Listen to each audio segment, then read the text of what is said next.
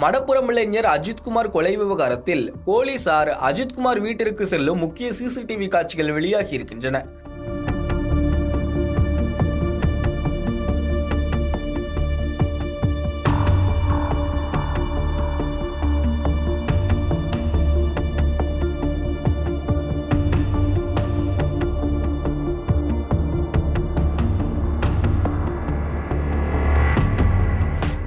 ஏற்கனவே அஜித்குமார் தாக்கப்பட்ட காட்சிகள் வெளியாகி இருந்த நிலையில் அடுத்த திருப்பமாக காவலர்களின் வீடியோ வெளியாகி உள்ளது.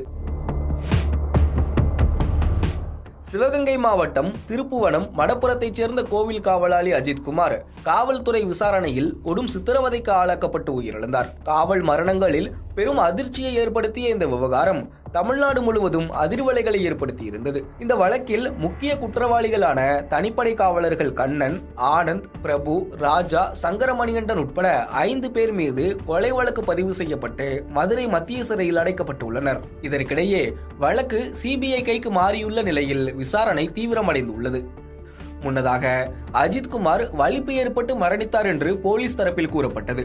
அடுத்த நாளே அஜித்குமாரை காவலர்கள் தாக்கிய காட்சிகள் வெளியாகி பதைபதைப்பை ஏற்படுத்தியது. சிபிஐ தரப்பில் கடந்த 12ஆம் தேதி எஃப்ஐஆர் பதிவு செய்யப்பட்டு டிஎஸ்பி மோஹித்குமார் தலைமையிலான குழு இன்று விசாரணையை தொடங்கியுள்ளது.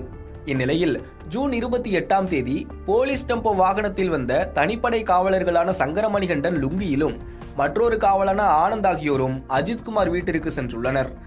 சரியாக காலை 5:30 மணியளவில் அஜித் வீட்டிற்கு சென்ற அவர்கள் அஜித்தின் சகோதரர் நவீன்குமாரை அழைத்து செல்லும் சிசிடிவி காட்சிகள் வெளியாகியுள்ளன. ஏற்கனவே சட்டவிரோத காவல் என பரபரப்பாக பேசப்படும் சூழலில் காவல்துறை வாகனத்தில் தனிப்படை போலீசார் லுங்கியில் செல்லும் காட்சிகள் வெளியாகியுள்ளது. வழக்கின் அடுத்த கட்ட ஆதாரமாக இது இருப்பதாகவும் அதிகாரிகள் தரப்பில் தெரிவிக்கப்படுகிறது.